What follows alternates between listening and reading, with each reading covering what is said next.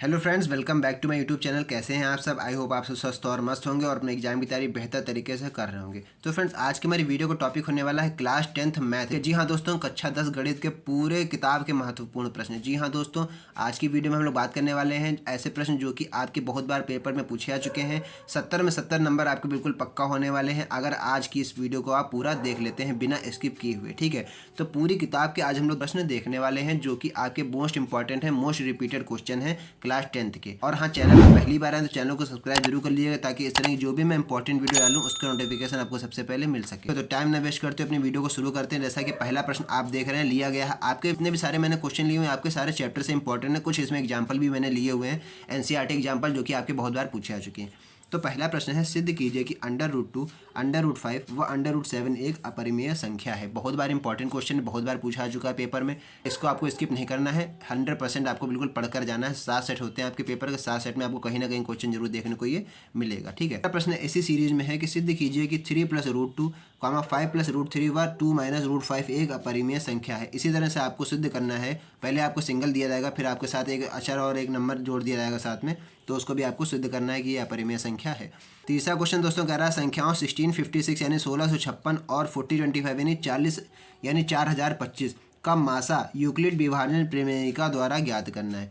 Euclid विभाजन प्रमेयिका के द्वारा आपको ज्ञात करना है इन दोनों का मासा। ठीक है, उसके बाद अगला क्वेश्चन की हम लोग बात कर लें। अगला क्वेश्चन कह रहा है संख्या 6, 72 और 120 का अभाज्य गुणनखंड विधि द्वारा HCF व LCM ज्ञात करना है। ठीक है, HCF भी फाइंड करना है आपको इन तीनों का और उसके बाद इसका LCM भी निकालना है, लेकिन कौन सी विधि से? अभाज्य गुणनखंड विधि के द्वारा। जी हाँ, विधि से निकालना है आपको अभाज्य गुणनखंड विधि के द्वारा। ठीक है, अगला क्वेश्चन की हम लोग बात कर लें। अगला क्वेश्चन कह रहा है कि एक द्विघात बहुपद ज्ञात करना है आपको जिसके शून्यंकों का योग तथा गुणनफल क्रमशः -7 और 10 है।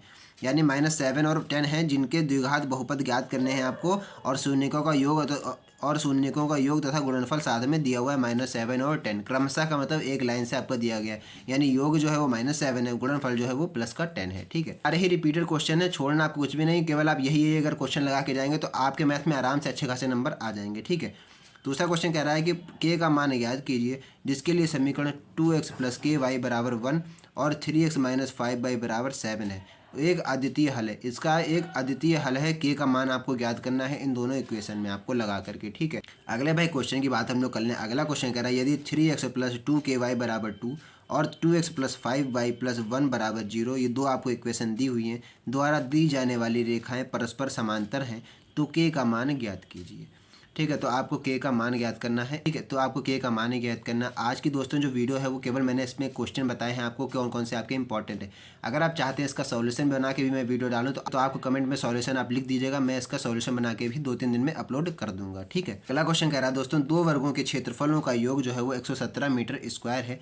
यदि उनके परिमापों का अंतर जो है वो 12 मीटर हो तो दोनों वर्गों की आपको भुजाएं ज्ञात करनी। दोनों वर्गों की भुजाएं क्या होने वाली वो आपको ज्ञात करना है। इस प्रकार से क्वेश्चन भी आपसे पूछे जाते हैं। अगला क्वेश्चन है दोस्तों 5 वर्ष पूर्व नूरी की आयु कपिल की आयु की 3 गुनी थी, यानी 5 साल पहले की बात की जा रही है। आपसे एज में भी क्वेश्चन पूछे जाते हैं, एज वाले भी क्वेश्चन आपसे पूछे जाते हैं कि 5 साल पहले जो नूरी है उसकी आयु कपिल की आयु की 3 गुनी थी। अब 10 वर्ष पश्चात यानी 10 साल के बाद अब नूरी की आयु की 2 गुनी हो जाएगी, तो नूरी और कपिल की आयु आपको बतानी है कितनी होने वाली है। तो एक्स मान के जैसे आप लोग निकालते थे उसी तरह से आपको करना रहेगा। सारे क्वेश्चन आप एक बार लगा के ट्राई कर लीजिएगा ताकि आपका रिवीजन अच्छी तरीके से हो जाए। अगला क्वेश्चन है बहुत ही इंपॉर्टेंट है, 2 अंकों से बनी संख्या के अंकों का योग 9 है। यदि संख्या के अंक उलट दिए जाएं तो बनने वाली संख्या मूल संख्या से 27 अधिक होगी। संख्या आपको ज्ञात करनी है।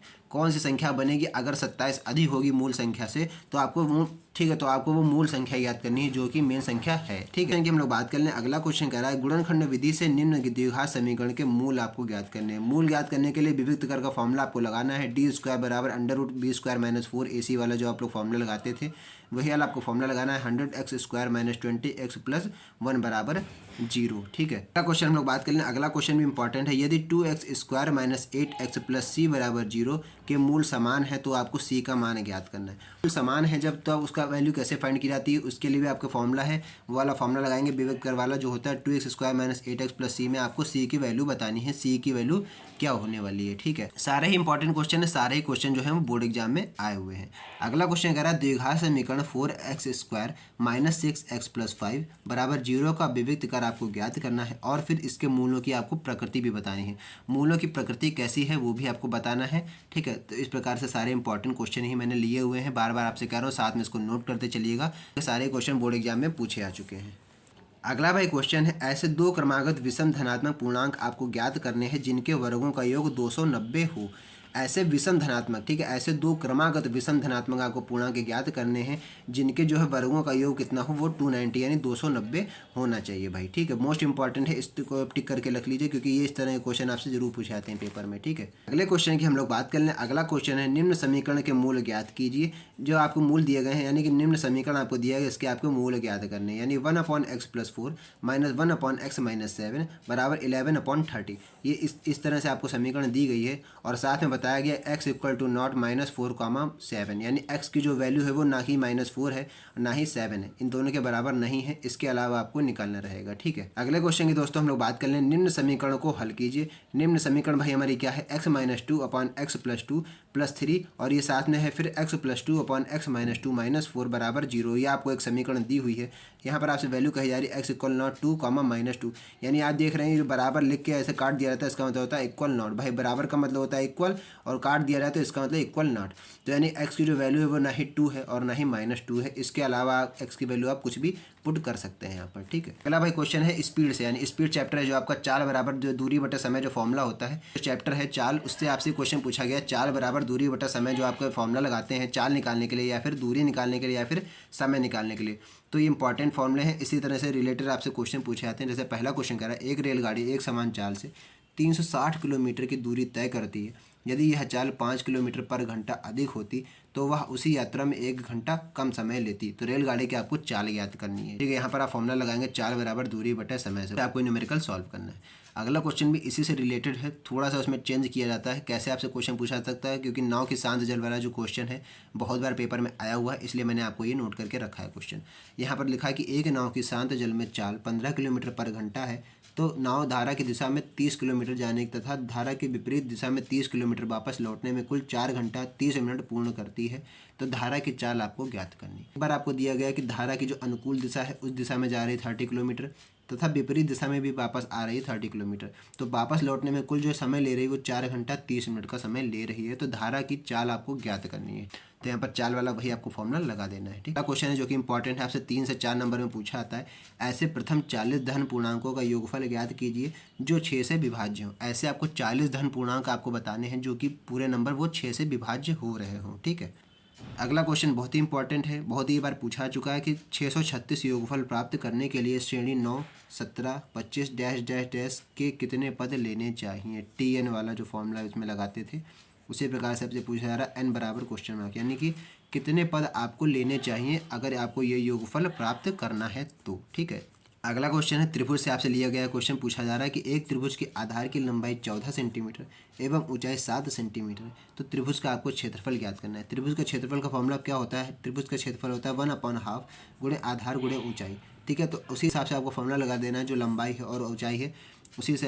ठीक है, उसी से आपको सॉल्व करना है और आपको त्रिभुज का क्षेत्रफल निकाल लेना है। ठीक है, इसका दोस्तों अगला प्रश्न है त्रिभुज ABC में यदि भुजा AD भुजा BC पर लंब है और AD² बराबर BD गुणे CD तो सिद्ध कीजिए कि एंगल ABC यानी त्रिभुज ABC एक समकोण है। आपको सिद्ध करना है अगर AD² बराबर BD गुणे CD है तो आपको सिद्ध करना है कि जो त्रिभुज है हमारा ABC वो एक समकोण है।